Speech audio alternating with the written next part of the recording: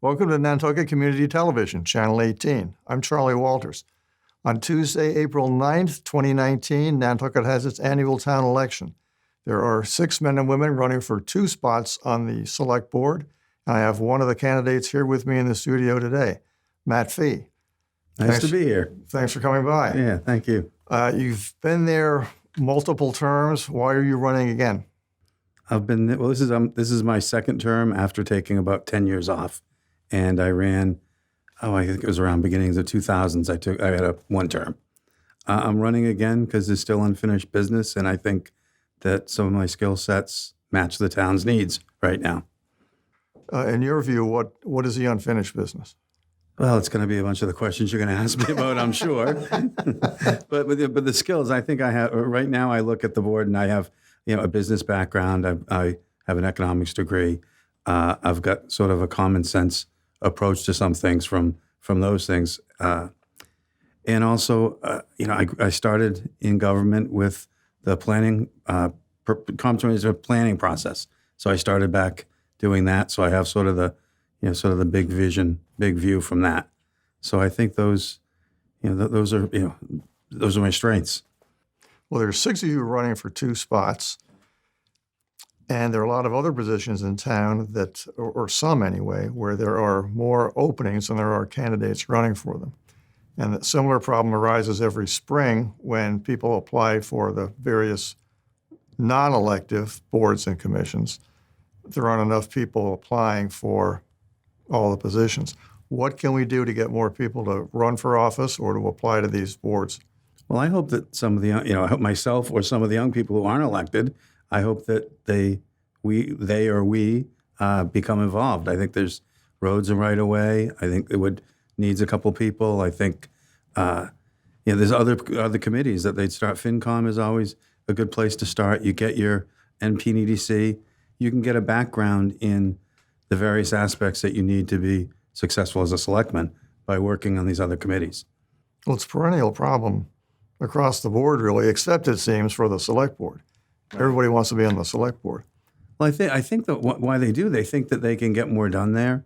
Sort of I did. When I first did it, I was coming off of the comprehensive planning process, and that was really inclusive with, hundreds of people involved and, consensus driven.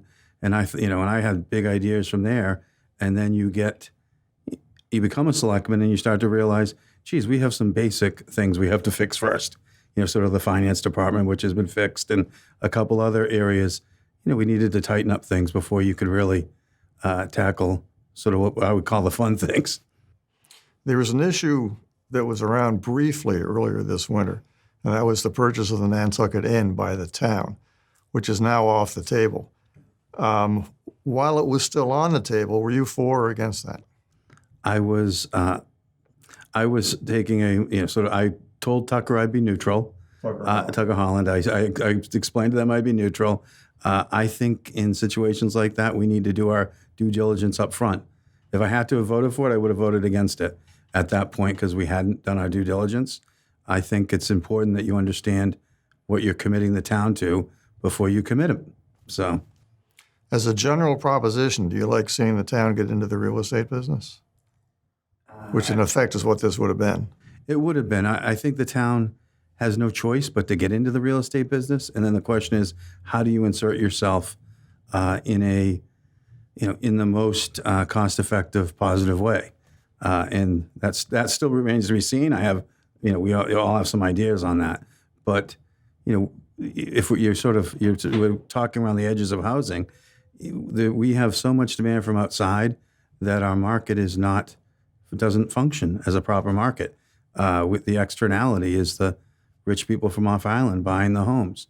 Toby has his article of those 10 or 11 homes, 3 of them turned from year round into, seasonal tourist homes. Just tell us what that article is briefly. I think it's Article 37, I believe. I might have the number wrong, but it's basically to take, I think they're at $20 million, take that money to buy scattered site individual homes around the island, put them into different levels of affordability, making sure that they all count toward the SHI, which is the housing inventory that you have to be able to control 40Bs. And SHY stands for SHI, it's the SHI, I'm sorry. SHI housing inventory. It might be subsidized housing inventory, something like that. 40Bs always are guaranteed to create heated discussions on Nantucket. Is it fair to have the same regulation apply to Nantucket that applies to Boston, that applies to a town in the Berkshires with 500 people in it? Well, it's easy to say it isn't fair, but But what is it there doesn't really- anything you can do? there's not. I was going to say there's not much we can do, and so we have to sort of deal with what we have. It isn't fair, and I think the regulation isn't fair even in Boston and other areas. I think it's written by the development industries for their benefit, and I think they've got the politicians writing it for their benefit. So the incentives are kind of wrong. 25% affordable, the rest market. You never get ahead of the problem. So I think there's a huge opportunity out at Surfside Crossing for the developers to do, show that we could do a good 40B, that we could do one that would fit, make it look like Sachem's or make it look like Beach Plum, have 30% affordable, 35%. And I think that would be, have 60 or 70 homes, 10 or 15 duplexes. All of a sudden we'd be showing that 40B would actually be a positive thing. What's being offered so far hasn't been, in my opinion. It's been too dense and too many negative impacts. It's in the wrong area. It's, we have town and country for a reason. We should be putting more density in the town and less in the country. And they're sort of doing the opposite. When there's less and less, fewer and fewer buildable lots in the town, then what do? I'm looking down the road, obviously, but that gets into the whole question of the limits of growth on Nantucket. There will be a time when there aren't any lots left. Then what happens? Right. Well, I think as we're seeing now, I think there already aren't lots left, and people are knocking homes down or moving homes to the corner of the lot and redeveloping. I think it's, I think we have to accept that we're an urban environment. A lot of the island, from sort of the downtown all the way out to the airport, is going to be dense and urban, and that's and we've been urban from our beginning. Downtown is an urban environment. That's what the new urbanism and sort of the smart growth is based on. Places like Nantucket that are urban and small town feel, but fairly dense, 7 homes an acre or so, 8 homes an acre, and people love it. So I think we have to figure out how to copy that in other areas. Back in the whaling days, the population was 10,000 people, and almost all of them lived within a mile of Main Street. So as you're saying, this is nothing. Yeah, I think it peaked even at 14,000. Really? Yeah, I think it had more. And when I was here, I grew up here. I was born here, and I was, I remember being in the 60s, and we lived on Center Street. We started on Fair Street, and that was the rundown affordable housing. And then we were on Center Street and walked to school, and it was a completely different place. There were probably 4,000 people there. We have close to 20,000 now year round. We think. We're pretty certain. It's interesting. The data project, what is interesting is that we think there's about 18 to 20, and I think that's a good number. But there's about 45 or 50 at peak summer, and it feels like 60 or 70,000. Feels like at least that to me. Yeah, maybe more. Yeah, but I don't think it is. I think what happens is so many people are on vacation that they're all over the place. They're not just going to work and sitting parked for 8 or 10 hours and then going somewhere else. People are, they're using the island in a pretty intense manner. Then they're fishing, and then they're golfing, and then they're going to dinner, and then they're getting ice cream. They're all over the place. So it feels, a little worse than it is maybe. Well, the more and more people that are here, winter or summer, the more the question is, where does all the energy come from? Is Nantucket doing enough with non-fossil fuel energy?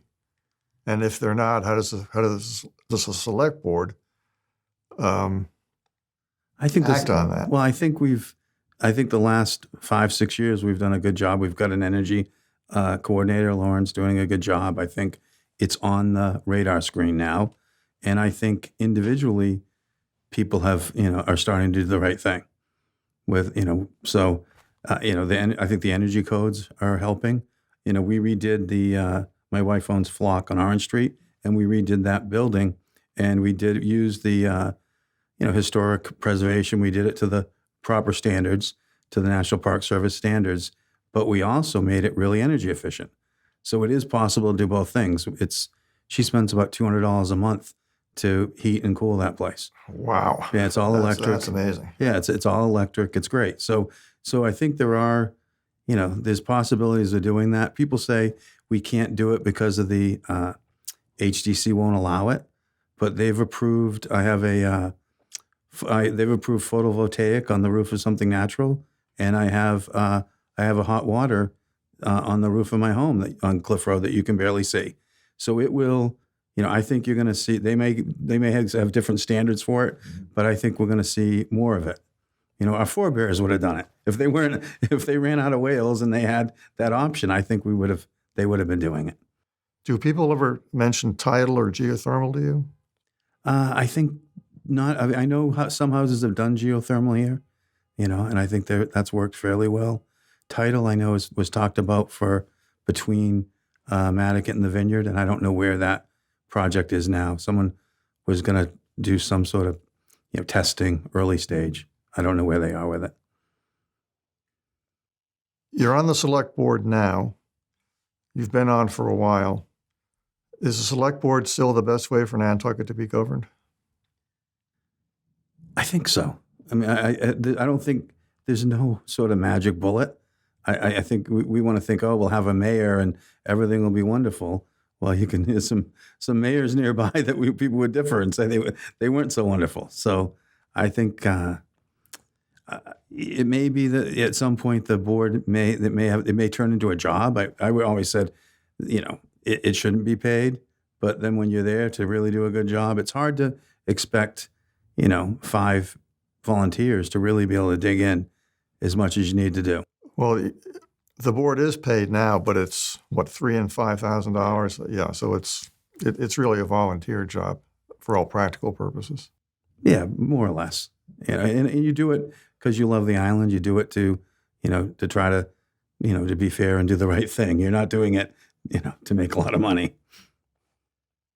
The annual town meeting is another bone of contention for a lot of people. Has Nantucket outgrown the current form of an annual town meeting? Possibly, and I don't say that lightly because I think town meeting is important. Before we go to some sort of representative democracy or something else, which we may have to do, I think we should be looking at, even if we just pulled the articles out of a hat, so people couldn't walk out right away or they had to wait. They didn't know when their article was going to be called. Even a minor change like that might get people to stay there. What I'm concerned about now is people show up for their self-interest. And when their self-interest is taken care of, they all leave.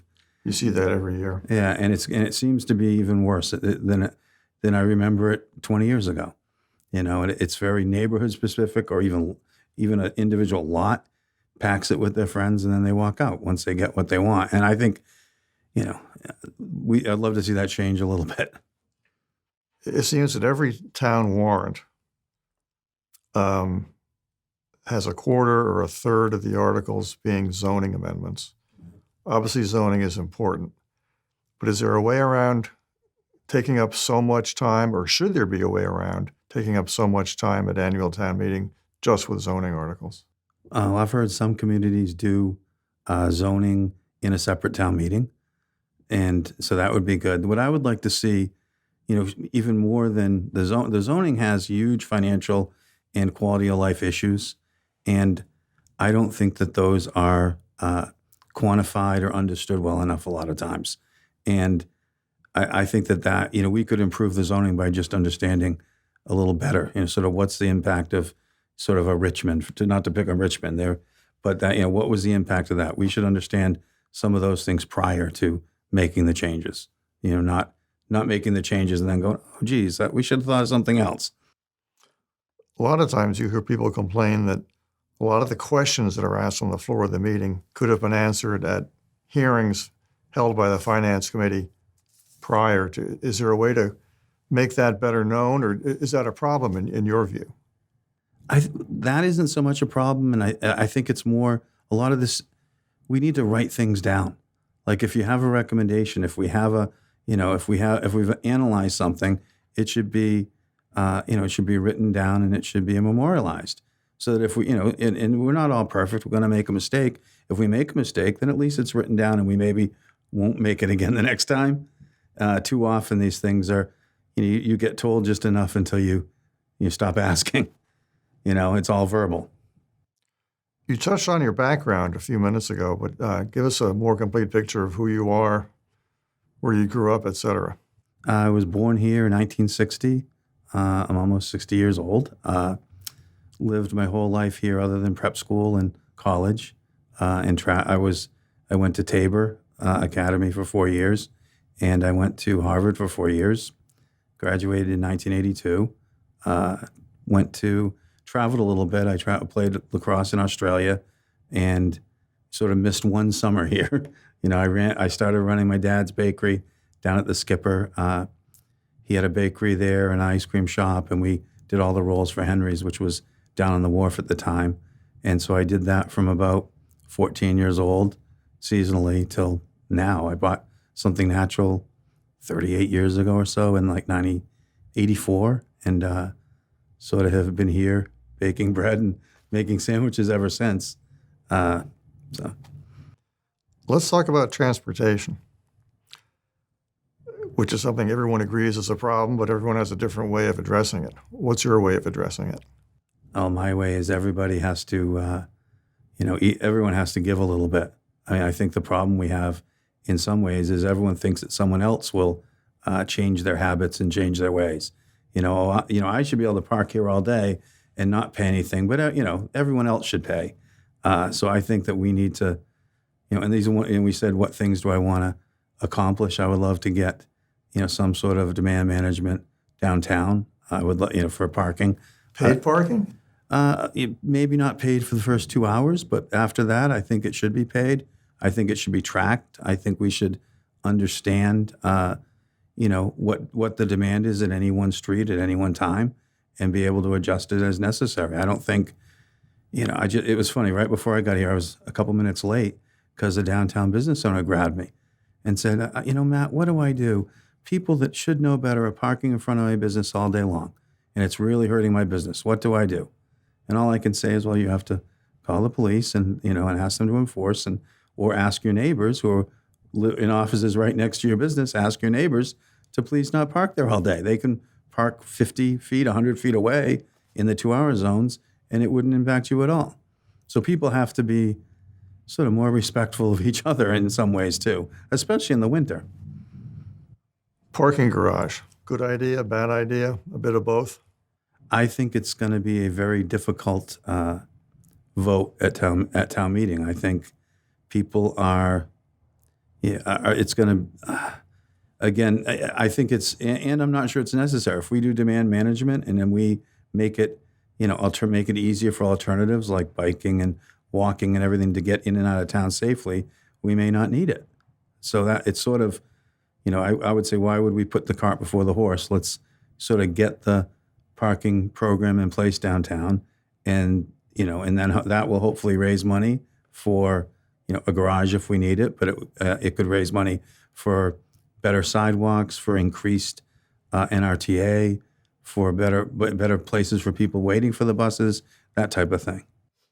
You mentioned the word enforcement a moment ago, and another contested issue is lack of enforcement in a number of areas on Nantucket, whether it's television screens at bars or whether it's fertilizer. What should the town be doing that it's not doing right now? Well, they should be enforcing some of the rules. And do we need more people, or? I think that's it. We need more people. We need the first thing to go. No one wants to be the bad guy. It's sort of like when you hire a building inspector or a health inspector has to come in and tell everybody what to do. No one wants to do that job. As soon as they can hire someone else to do it, you do. So the first thing to go are those kind of jobs, and some of them are really important, and we need to put a little more effort into them. Is it a financial problem? Is the money not there in some cases to hire more people for enforcement? I think it's probably a little bit of both. I mean, it's sort of, it's a little bit of financial, it's a little bit of a willingness issue, and it's a priority issue. There's a lot of other things. If you're the police, let's we'll and their choice is to go downtown and enforce some screens or some parking, and their other option is dealing with some overdose or dealing with an accident or dealing with some other they have to prioritize, and they're picking the right things at the right times for the amount of guys they have.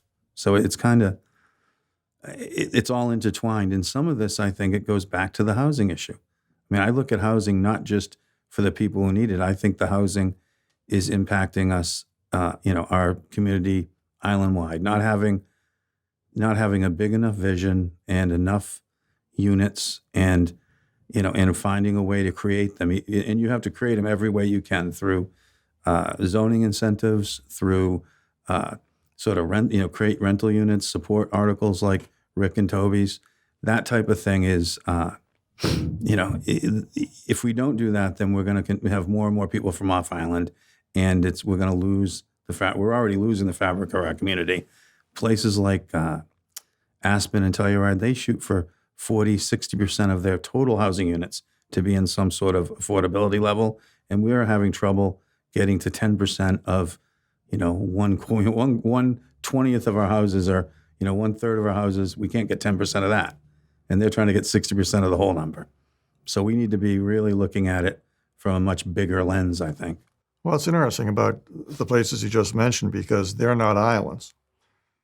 I mean, out there you can drive to the next town, which might not be right next door, but there at least is a next town you can drive to. But here, we of course don't have that. They are, in some respects, they are islands though, because the big problem they have in Aspen that you've got Route 82 and you've got, they and people, so they're like sort of landlocked, and the next nearest thing is a half hour, and then it's 45 minutes. You go down valley, so it's similar to getting on the high-speed boat, but cheaper.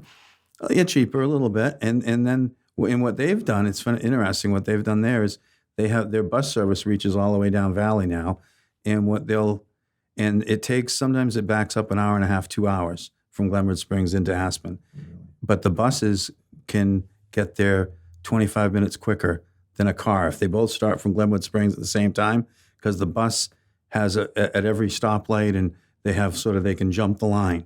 So all the cars are backed up, and all the buses and things go past them. Well, they have a separate lane for the buses? They have a lane at some of the stops. So they've found ways to, have the buses jump the line.